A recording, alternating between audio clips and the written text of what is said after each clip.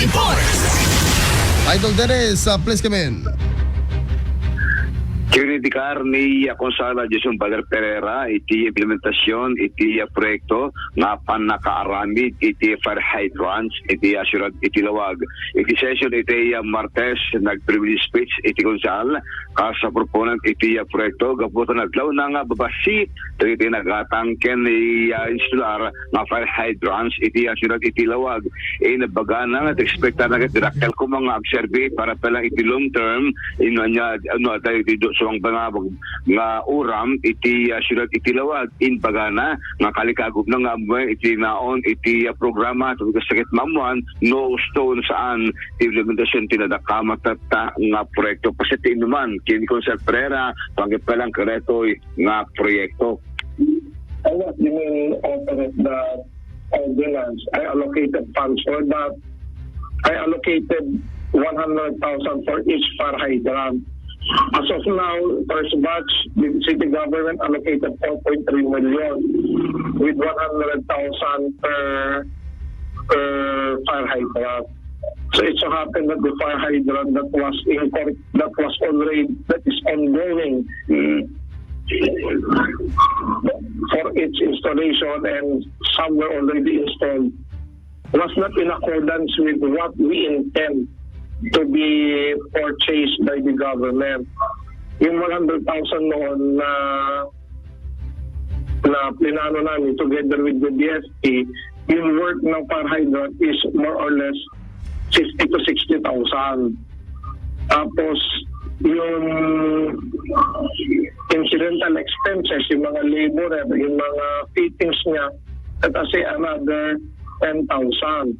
So that would be 60 or 70,000 as the case may be. The rest, 20,000 or 30,000 as the case may be, will be the profit of the contractor.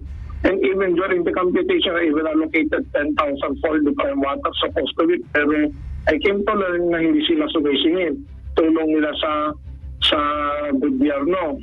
So more reason na we should have saved a lot of money. But what happened, maliliit na fire hydrant yung nabili, yung ganito lang.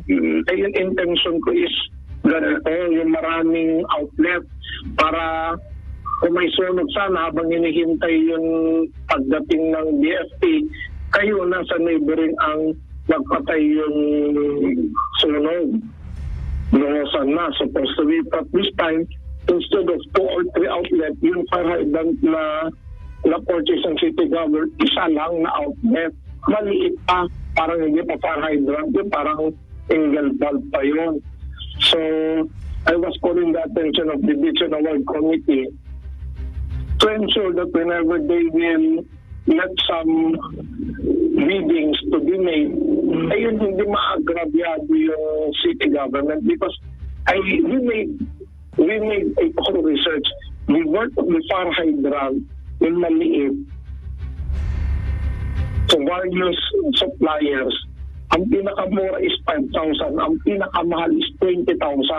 As marami pang magandang 10,000 good quality as the 20,000. 10,000 is a very good quality. Nalawang Konsel Pereira nga ti puntos na rin kita nga abuan no stumutlaing iti paniplakat iti proyekto sa sayang kasi na iti napagsaritaan. Plano pa iti Konsel nga payapan iti Beach and Hours Committee itong pagpalawagin na sektan sa doktor na issue panggap kreating proyekto ti fire hydrants iti siyudad ti Lawag.